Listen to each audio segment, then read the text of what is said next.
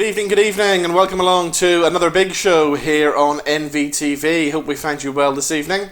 Coming up on the show, Robin will be chatting to actor Matt Forsyth and director Matthew McElhinney about the hit play A Night in November by Mary Jones, which is streaming at the moment at the Irish Arts Centre website. We'll also have some live music from the archives from the Logues, and starting things off, a singer-songwriter Brendan Monaghan. We'll be chatting to Brendan in just a second after we play this. This is Brendan with 39 Days.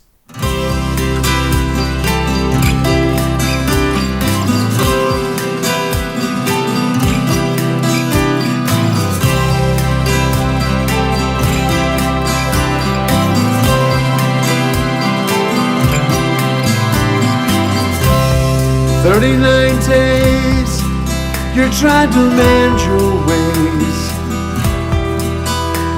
The day comes and goes, the night torments you.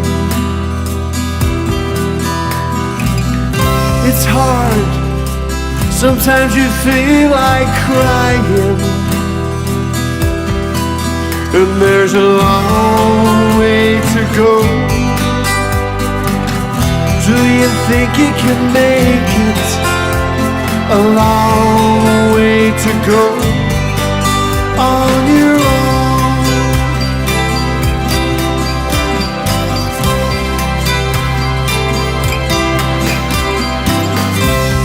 "39 days, you're trying to mend your ways. You stare at the clock on the wall, the hands aren't moving. It's hard, sometimes you feel like dying, and there's a long way to go. Do you think you can make it? A long way to go on your own. Such a long way to go. I know you can make it. A long way to go, and you're not alone.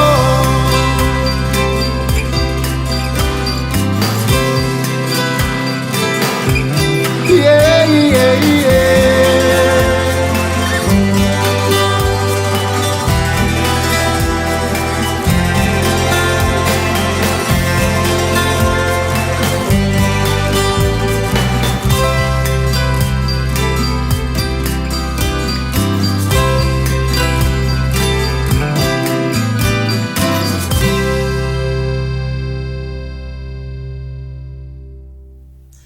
Brendan Monaghan with 39 Days. And the man himself joins us now on the line. Brendan, how are you, sir? Hi, Brendan. I'm good, Robin. Thanks very much for having me once again. So tell us about the song that we just heard there, 39 Days. Am I right in thinking that that's a new version of an older song? Yes, it was written some years ago. It was released on an album on my Brambus label, my Swiss label, in 2013, an album called Flicker of Hope. The song from the album, 39 Days, the new version's updated. I just updated it because I wanted to put a different feel to it, maybe more angst to it. But the story of the song is, it's appropriate from Bangor. There's a gentleman he's from Belfast originally, but he lived in Bangor.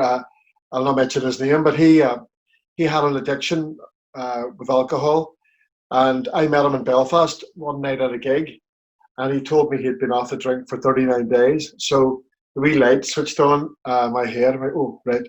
So as soon as I get home, I wrote the song for him as a song of support. And yes, it came very, very quickly for me. Then thankfully, by the time I had recorded it, he heard it and he loved it. He got very emotional about it. But sadly, he started to drink again, and he passed away a few years ago. So it's a very poignant song. A lot of people have used it for addiction, to relate to addiction, whatever that addiction may be, whether it's alcohol or whatever. But yes, I take it all around the world with me, and it's I feel that's why I've recorded it again. So every time I hear from you, you're always travelling around the world somewhere. Your music travels really well. You're big in places like Europe and Eastern Europe, aren't you? Yeah, as Linda Bryans once said, I'm big into politics. So I was live on the radio with her, and I was sitting with big red face, and she was killing herself laughing. I was going, but she just can't be cold, you know. So Linda, I'm going to get you for that someday. But yes, unfortunately, at the minute, this year alone, I've had lots, like other artists, at home and abroad, lots of stuff postponed and cancelled. I was later in the year, I was meant to be going to Canada and America, and yeah, I'm not sure it's going to happen. Now Poland and Holland and Germany again, Switzerland probably. But again, like everybody else, you just see what's going to happen. And at the minute, I just sit here and I'm writing and rehearsing. It's all you can do, you know. And I'm afraid to look at my diary, you know, because I go, oh, you know, because of things they've missed out on. But yeah, we're all in the same boat. So the last time you were on the show, Brendan, you had just released the album Unbroken, and it got a lot of great reviews, didn't it? Yeah, it was great. I mean, I recorded in Hollywood with Dean Stevens and some great musicians, John McCulloch and Stephen McCartney and stuff on it. It was a lovely album, and yeah, it's done very well for me. And all you do really between albums, Robin, is you just tour and you promote the album from year to year, really, and then hopefully later this year, or maybe next year, I'll have something else out. But yeah, Unbroken, it's done okay for me. Really pleased with it. So how are you coping in lockdown at the minute then? I am generally a positive person, and I'm prepared not to write miserable songs like Morrissey and stuff through all this. I'm a person of hope and faith, you know, so hopefully that will come through in the songs I'm writing, because I you know, it's no point in being down. You have to try to be positive. I do have my down days. I get low like everybody else. You get frustrated, and you can't see your family, and yeah, it's very difficult. But I mean, everybody you talk to is probably in the same, well, they are in the same boat. But I'm doing okay, thanks. So as well as doing your music at home, what else are you up to? Like, what films are you watching, or music are you listening to, or books that you're reading? Lovely questions, and I'll be real prudish here. In the mornings, I would go to mass. It's great. I can go to different cities, different parts of the world, you know. Then I would breakfast and stuff. I love watching documentaries. World at War again. I read rock bios like David Bowie and Springsteen and different things like that. And just trying to get ideas for songs. Yeah, I'm watching movies now. I didn't really watch a lot of movies before, so I sit up quite late, watch movies and get tired, you know. But it puts you off to sleep. It's not using much energy. I do go for my walks, you know. So, but it's a strange time. But maybe I'm probably prepared. Maybe I'm contradict myself here. I'm prepared probably more than a lot of people. I do spend a lot of time on my own. The fact that you can't go out and do what you want to do is frustrating. I do feel that, but I do travel a lot at home and overseas. But mentally, I'm probably prepared better than a lot of people, because people go to their 9-to-5 jobs. You know, it's different for them. You know, I can sit here and watch TV or play my guitar or go up to my office and work and stuff. Yeah, I'm pretty nostalgic. I've been contacting a lot of people I went to school with, and yeah, I'm enjoying it to a certain extent. Yeah, I'm making the best of it. Put it that way. We're trying to. Now you mentioned David Bowie there, and I know you're a massive Bowie fan, just like me. And you also recorded some David Bowie covers recently for an album, didn't you? Yeah, I did. And there he is.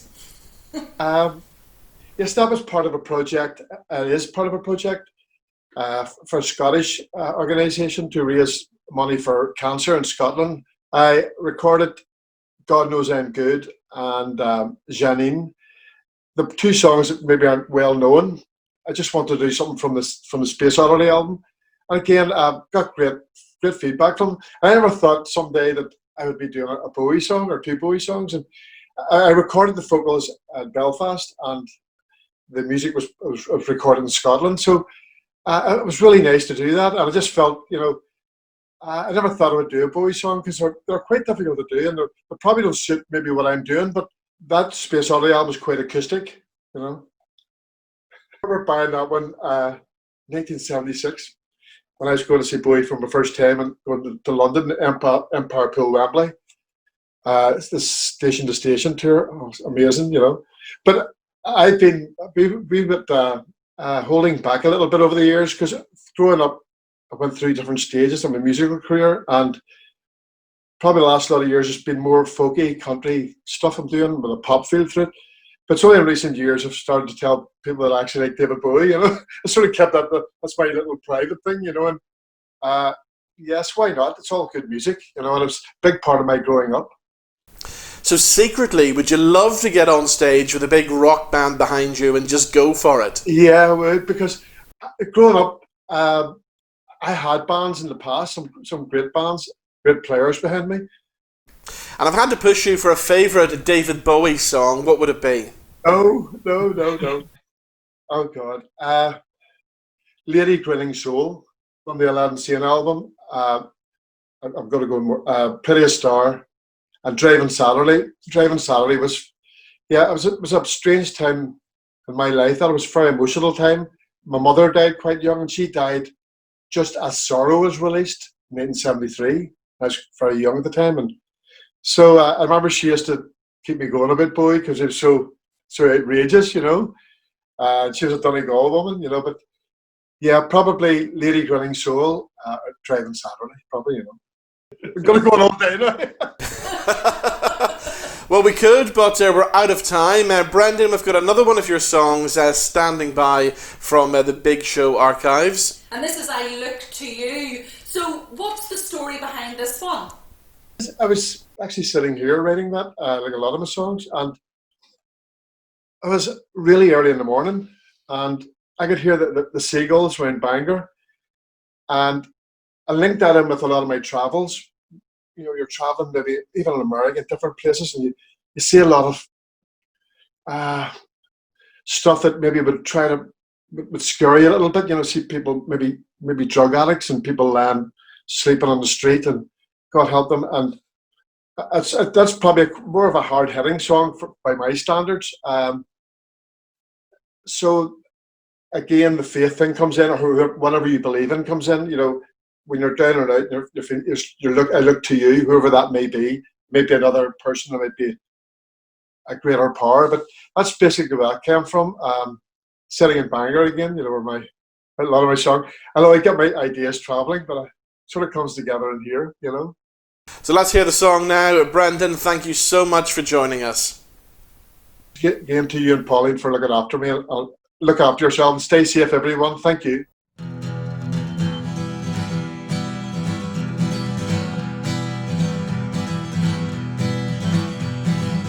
The lonely echo of the seagulls cry. I look around and I wonder why so many things aren't right.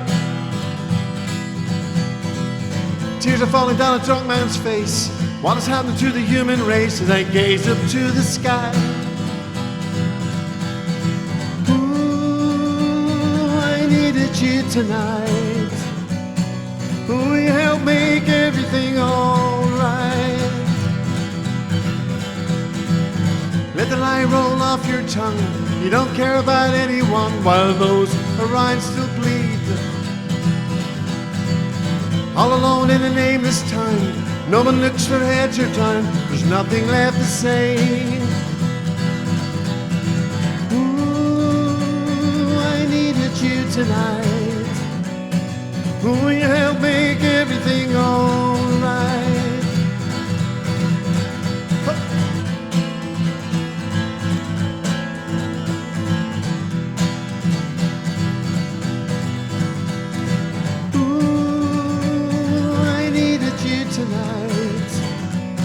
Will you help make everything alright? I look to you for what to do. We turn to you. Please tell us what to do. Girls sit staring while the world collapses. Nothing changes, no romance, just another day. Rain come down, wash it all away. Please wash it all away, 'cause tomorrow's on its way. Ooh, I needed you tonight. Ooh, you help make everything alright. Ooh, I needed you tonight. Ooh, you help make everything alright.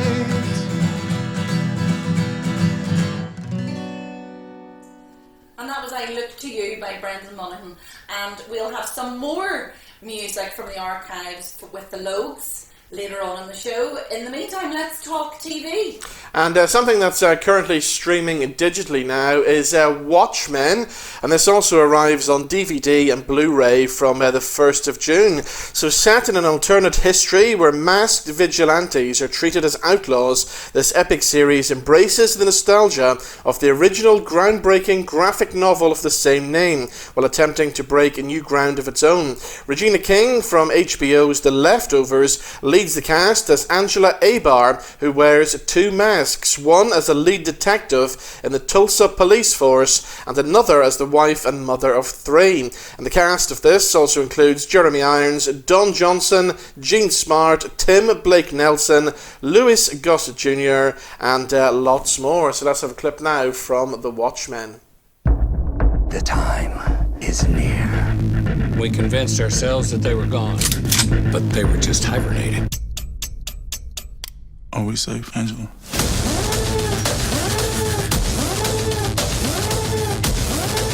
Someone's trying to start a war. We're in trouble. So The Watchmen is currently available on a digital download right now, as is the new series Pennyworth. And if you're a fan of Gotham and of the Batman stories, then this one is definitely for you. So as well as being available on a digital download, this is also released on DVD and Blu-ray from the 22nd of June. So Pennyworth follows Alfred Pennyworth, played by Jack Bannon, a former British SAS soldier in his 20s who forms a security company in 1960s London and goes to work with young billionaire Thomas Wayne, who's not yet become Bruce Wayne's father. So let's take a look at Pennyworth. When my son Major gave me my first gun, he said, "This is not your gun. This is the Queen's gun. And these bullets, they are the Queen's bullets." Makes it all right, you see? No, not really. Well, I'll have no more to do with it now. Violence. Peaceful life for me.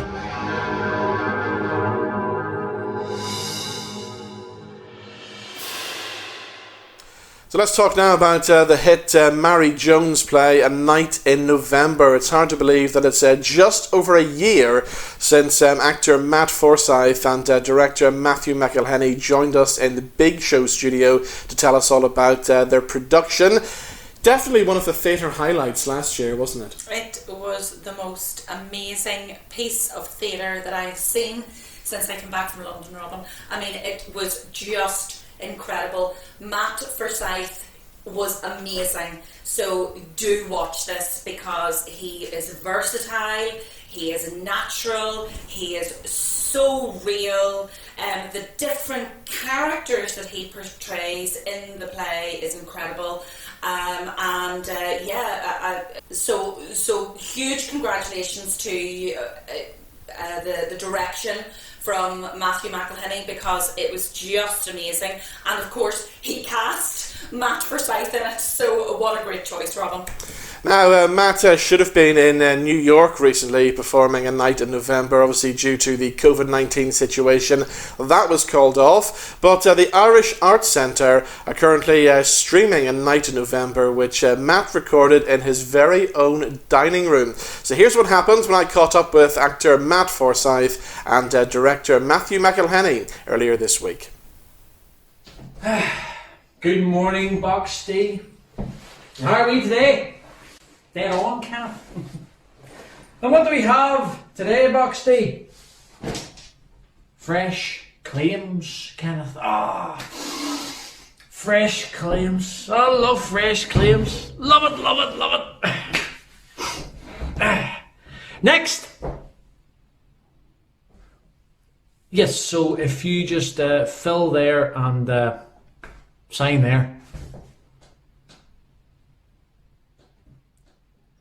Sorry, where? There. Nah. Where? There. Do you see where I put that big gigantic X? That great big black enormous X. That great big hulk of an X, which I put there to make sure you sign the right place. There. Oh. So let's start off talking about Night in November. Obviously last year here in Northern Ireland, the show was such a huge hit. You must be delighted with that. Yeah, it went down really well at the Lyric, and then we went out on tour. It was a fantastic response, sold out the majority of the venues in the show, so yeah, it was fantastic. And the disappointing part about that is, as well, you should be in New York at this very moment in time performing the play, shouldn't you? Yeah. I mean, it was gut wrenching because I've never been to America, let alone be on a stage. So I was really excited, looking forward to it, as you can expect. But you know, we're all in the same boat. There's a lot of people who are missing shows, so it's sad. But I'm hoping with the work we're doing with it online that we're still drumming up a bit of support, and the energy of the show still going, and it'll hopefully be seen again soon. So you've been streaming the show from your dining room, haven't you? All thanks to the Irish Arts Centre. Yes, I'm in the dining room now, and I've sort of had to strip it all back because the amount of equipment and props, and it's been pretty crazy, to say the least. And with the 4-year-old Isla running about, it's been challenging. But funnily enough, it's went okay. It's actually went, I've got the majority of everything that I've recorded has been the first take. Wow. Which has been, fantastic, because I haven't done it for about 8 months. So it just shows you how it sticks in your head. And the Irish Arts Centre have been fantastic, and the response has been brilliant from over there too. And I believe it's actually gone worldwide. There's people in Japan tuning in. Yeah, all over the world. Mary texted me after the first show the next day, and she was rhyming off all these countries that had been to. I think there was a few people translating it as it was going on live. So it's just crazy to think that, but that's the power of Night November and other shows of Mary's, like Stones in His Pockets. It's so transferable. And it'd be good to think there's people in Japan and places like that now picking up little bits of Belfast phrases and stuff. Yeah, I'd be interested to see how they translate that. And it's sort of in the back of my head when I'm doing it, to sort of slow down a bit and try to be a bit clearer on certain phrases that normally our local public could pick up on quite easily. So yeah, I would be interested to see how the translators are doing. So one of the things I would love to know, how difficult was it to learn the script? Because there's a lot of words in it. Yeah, well, initially, yes, I'm not too bad learning lines, I'm pretty good at it. But the thing with this is you're just by yourself, so you have no one to bounce off. You're not waiting on a response. You're just there by yourself. So it did take a lot more time than I had expected. And we only had initially 3 weeks to learn what was really a 2-hour play, an hour and 50. So it was challenging, especially, as I say, at the time we one roundabout, and trying to get the words in was interesting, but we got there in the end. And now it's probably never going to leave my head ever again.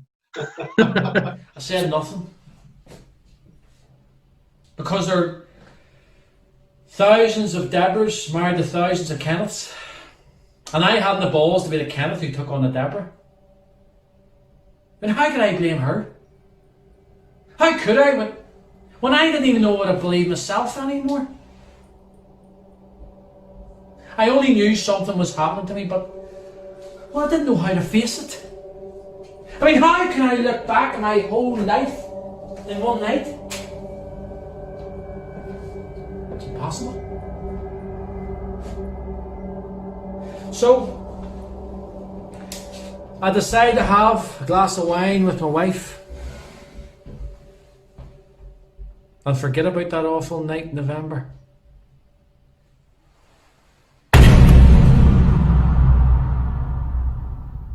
So what about the role of Kenneth McAllister then? Is that the dream role for any actor, do you think? Yeah, it's definitely the dream role. As I've said to you before, I think we were in before. It's the one part I've always wanted to play. It's the one, you know. It's sort of it was the one part that I seen that I remember going to the theatre and seeing it initially and thinking that's, you know, it's one of the reasons why I got into acting. It's the part I've always wanted to play. So I'm just still chuffed that, you know, I got to play him in the Lyric Theatre and throughout Northern Ireland, and I was buzzing that we were going to New York and showing up. You know, I was able to do it again. So I'm just hoping, fingers crossed, that it's not the end of the road for it. You know.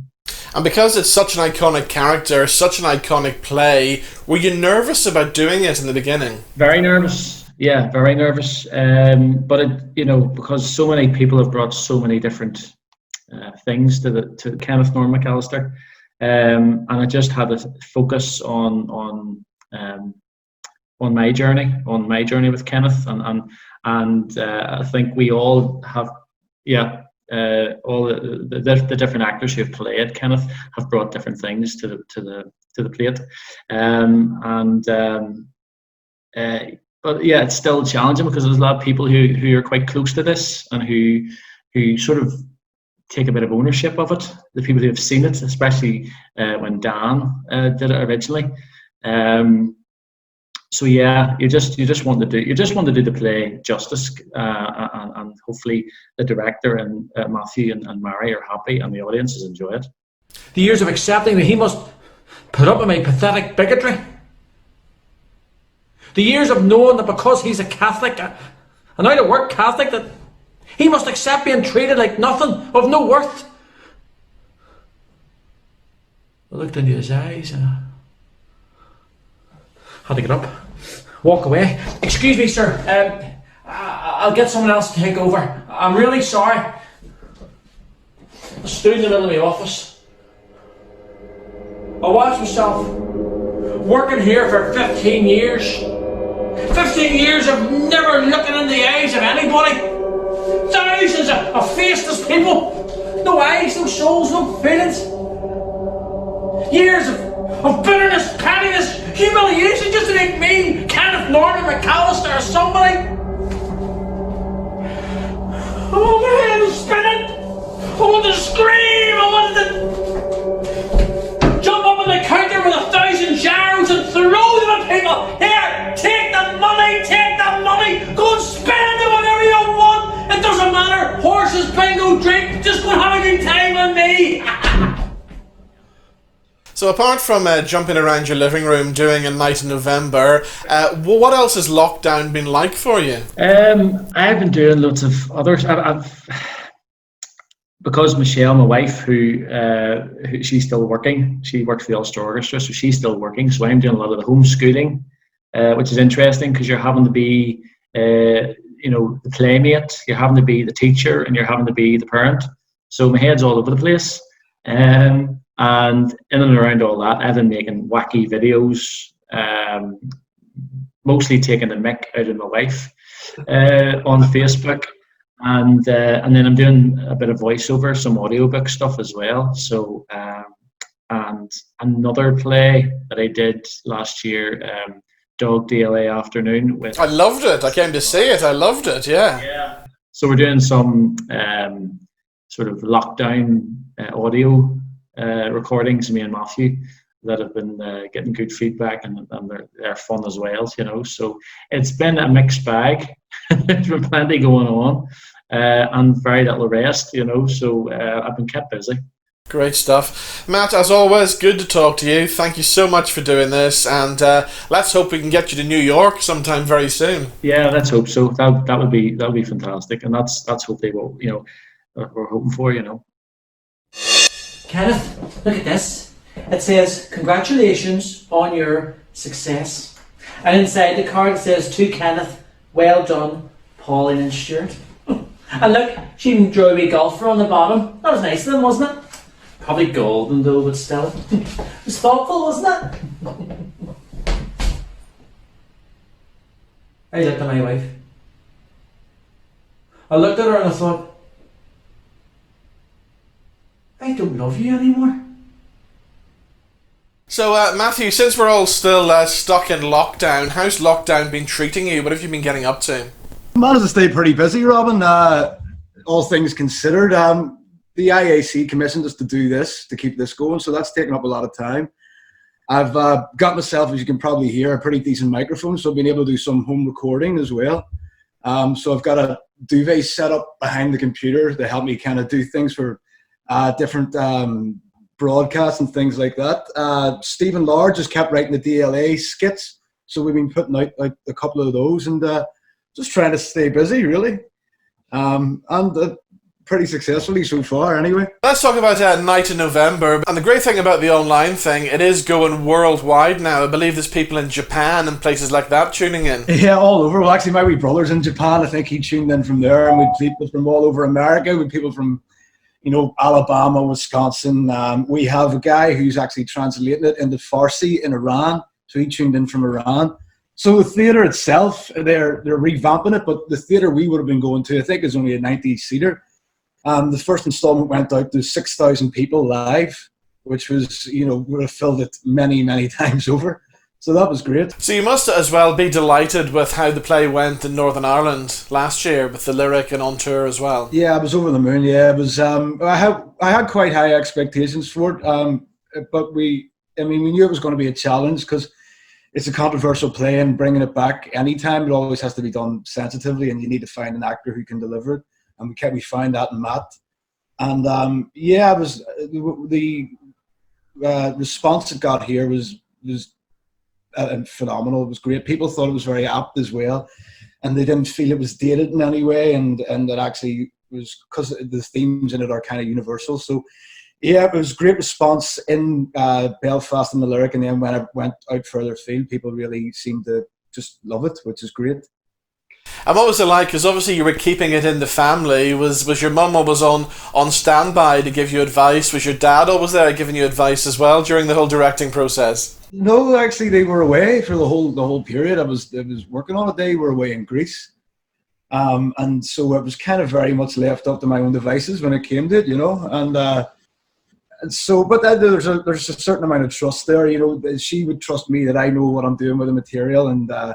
So yeah, it was very much a case of, you know, put your own mark on it, and they were away for the whole rehearsal periods. They were away for the opening as well. They came back a couple of days after it opened in the lyric, and they came on the Sunday matinee. We all went to see it, and then they loved it. We were all up singing Sweet Caroline at the end, and went back and had a barbecue and got drunk, and it was great. So they really enjoyed it. Yeah. So since your mum's Mary Jones, your dad is Ian McElhenney, were you always destined to follow them into the business then, right from a young age? Yeah, well, I always felt there was a very strong kind of pull from that world. I did try to go another direction for a while. I went to university, I did geology in Edinburgh. I went off and did a snowboard instructing course. I tried a lot of different things, but I kept finding myself being pulled back into it. I mean, I guess it's one of those things that's kind of in you. So I mean, I love performing on stage, and directing has been great as well. I mean, they're both very different, but I love that whole side of it as well. So I think it was always being pulled back to that place. Yeah. And it's obviously tough for actors out there, but you seem to constantly be in work, no matter being directing, acting. There always seems to be something happening for you.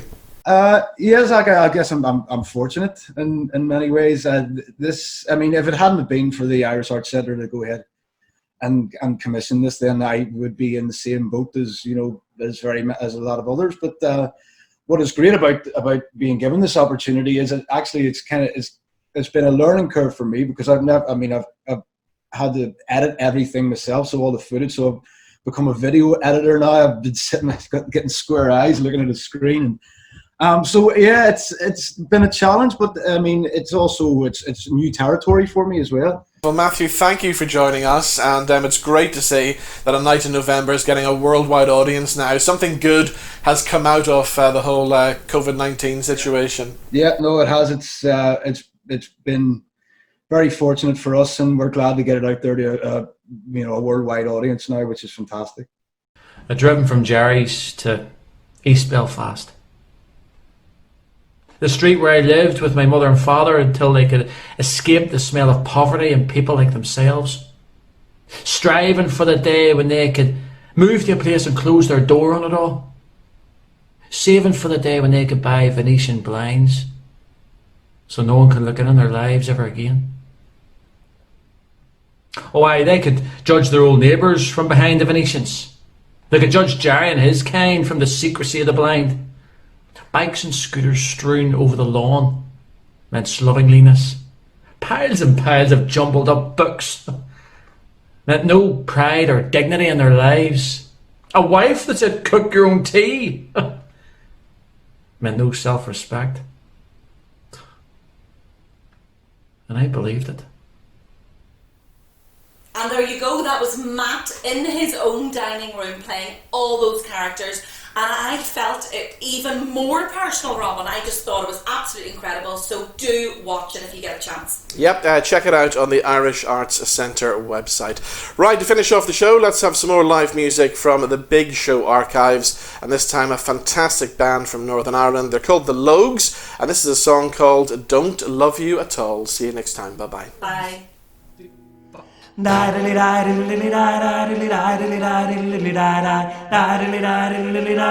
don't love you at all.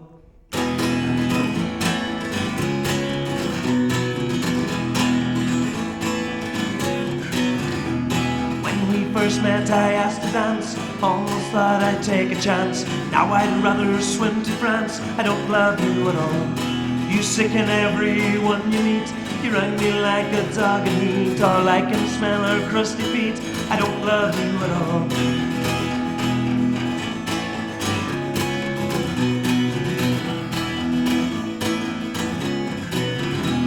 I love it when you go away. When you're there, I wish you'd stay for days and days and days and days. I don't love you at all. I know it's gonna make you cry. I don't care if you live or die. You're gonna jump, make sure it's high. I don't love you at all. I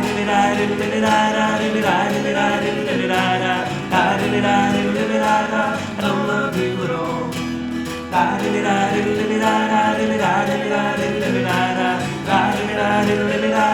don't love you at all. Die just die go die just die just die. I don't love you at all. Die go die just die go die just die. I don't love you at all. I